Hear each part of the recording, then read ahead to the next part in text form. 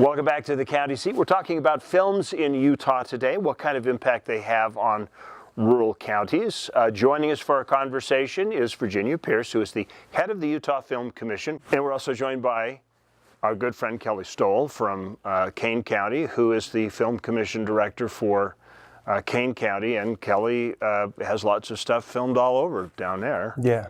Another beautiful place to take pictures. Yes, thank you so much for joining us. Were you the first county to do movies or become recognized for it? The Perry brothers, they kind of recruited film out there, didn't they? Yeah, Utah has an extensive history with filmmaking, and it goes back to the 1920s. The famed Perry brothers, who were based out of Cedar City, and they went to Los Angeles and promoted the area for film, and the first film came in about 1924. They took the rail up from LA to Cedar City, and the rest is history. How does the Utah State Film Commission, seems to me that they became an entity or a powerhouse around the time Calvin Rampton was governor in the 60s, and it was like, let's really make something out of the geography of Utah. Tell us a little bit about the Film Commission. Yeah, well, I mean, as Kelly said, we've had such a long history in film, and we've had some boom periods and some smaller periods. And I think in the 60s and early 70s, there was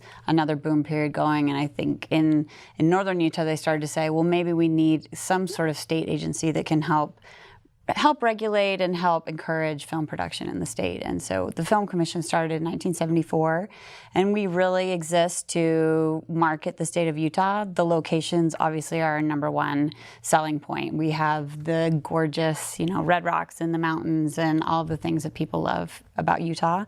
We also promote our crew and our talent and our industry resources that we have here. And really, we are able to compete against much larger film programs in states because of the natural resources that we have. I find that interesting that you have so much stuff here. You have so many resources.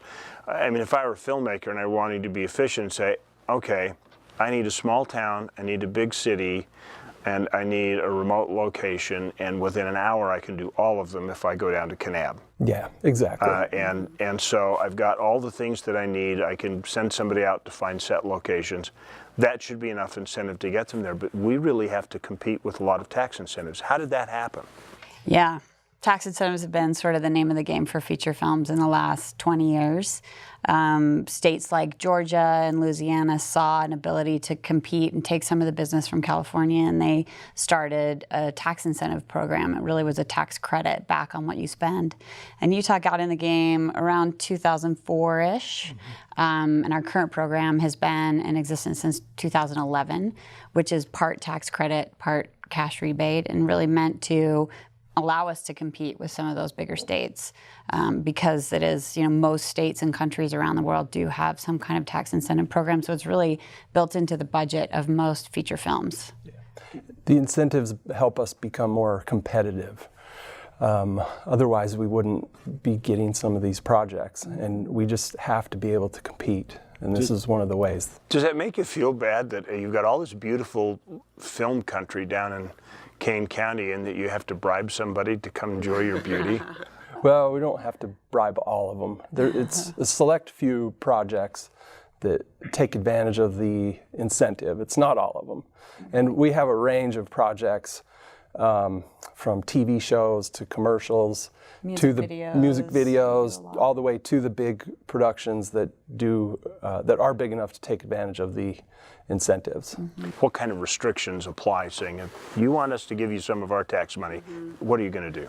Well, this incentive program, as we said, is set up to allow us to compete, but it also is an economic driver. So first and foremost, you have to prove that you're going to be spending a significant amount of money in Utah.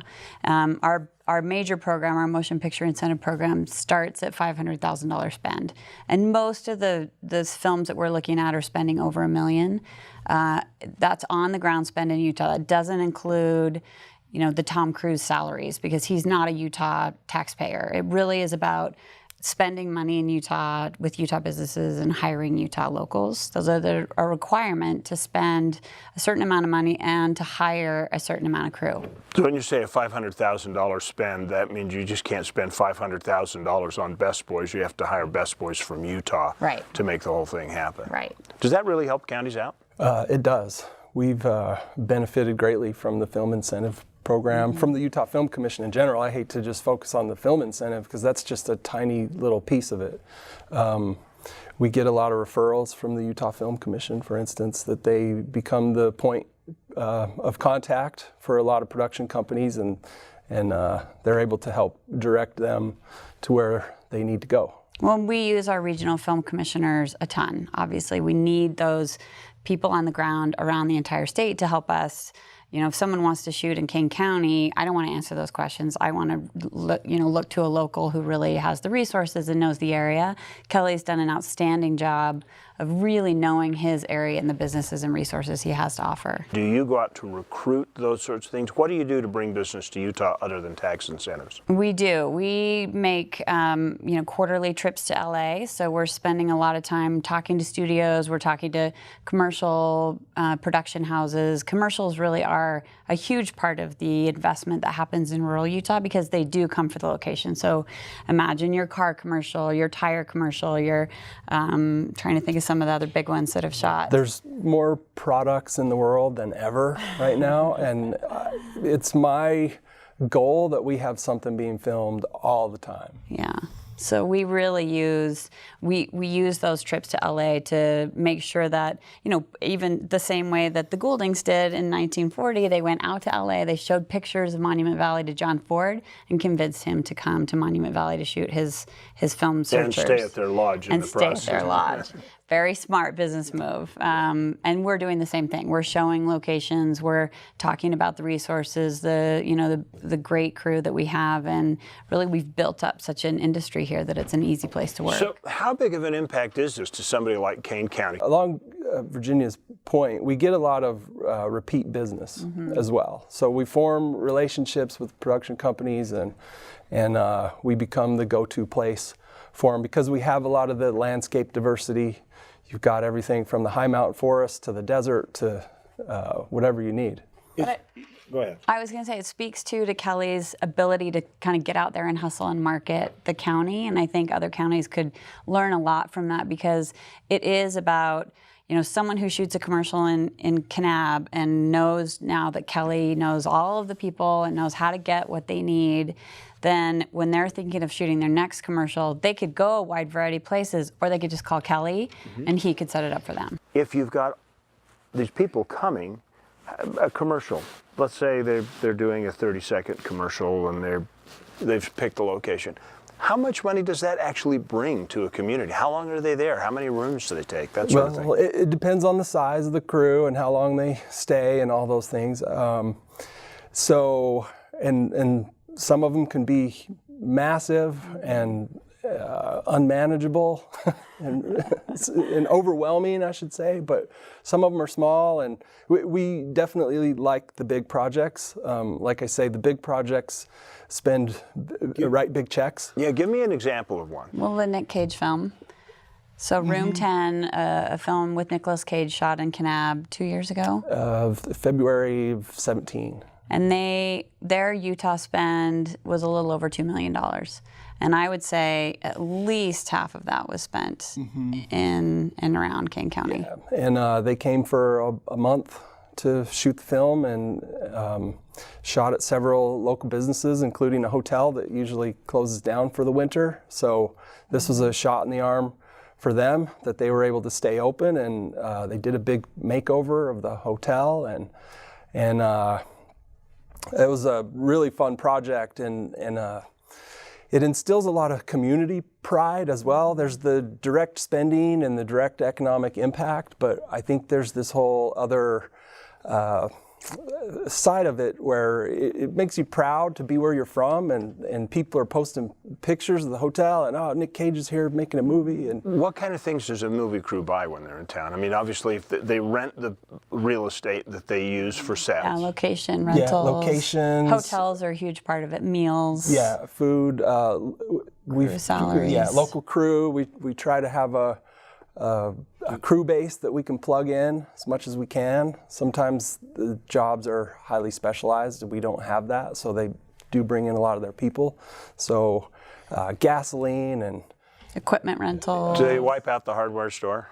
Yeah, they have shortage of yeah, duct tape. construction. Yeah. We had a movie a couple years ago that they ended up painting the inside of a cave. It was out on some private property. They spent several days painting the inside of this massive cave, and they bought a lot of paint to do that. And the local hardware store was just great. They just loved it. They'd meet them early, do whatever they needed to do to take care of them. And that's the attitude that we try to have, is a business-friendly, can-do attitude. Does Utah have a good base of people that permanently reside here that are specialists in film? I make fun of Best Boy because it's just the fun thing on credits. Right. We definitely do have pockets. So all along the Wasatch Front, we have probably around 800 highly specialized, highly skilled professional crew members that have been working a long time in the industry. Southern St. George, we have less than that, but still a few significant professional crew. Moab is another pocket. But it is about, we're trying to also help regional communities at least have the basic, what we call the PA, so production assistant. It's sort of the go-to, run around, do errands, but know how to behave on a set. So we have a program where we're helping regional communities train those people up so that they can say, sure, we don't have a camera operator that can work at the level on a Nick Cage film that you'll need, but we do have plenty of people that know how to behave on set. They know how to be quiet. They know how to wear the headset and talk on the radio and all those things that you sort of take for granted. Yeah, well, and then extras. We have a pool of extras, and we did a casting call for a large production last October, and over 3,000 people responded. What is the one thing people should know about the film industry in Utah that our viewers don't know? On a state level, the film industry brings in almost $70 million last year, which is a significant part of our diverse economy. And it's also, as Kelly said, it brings some cultural pride. I think we all can point to the Butch Cassidy and the Sundance Kid, The Searchers, Stagecoach, all of these classic films that have shot in Utah, that many of them in rural Utah, 127 Hours, Thelma and Louise, that we want to continue to have those films shoot in Utah so the next generation can have those classic movies to shoot. Of the $70 million, how much should we pay in tax incentives? In $70 million, it's around 20% that we pay. So we come out ahead. Yeah. Locally. Yeah. Well, Kanab is known for being Little Hollywood, and it just wouldn't be Little Hollywood without some filmmaking going on. And so just like it was happening decades ago, it's still happening now. And we'd invite people to get involved and get registered with the State Film Commission if you're interested in working in the business. And a lot of the colleges have programs, and so people should get involved, and it's a great business to work in. Good. Thank you so much. Kelly, thanks for driving all the way up from the movie set to come up here for our little humble studio set. Appreciate it very much. Virginia, thanks for taking the time. We'll be right back. We're going to take a personal look inside the movie industry to see how really advanced it is here in Utah when we come back on the county seat. We'll be right back.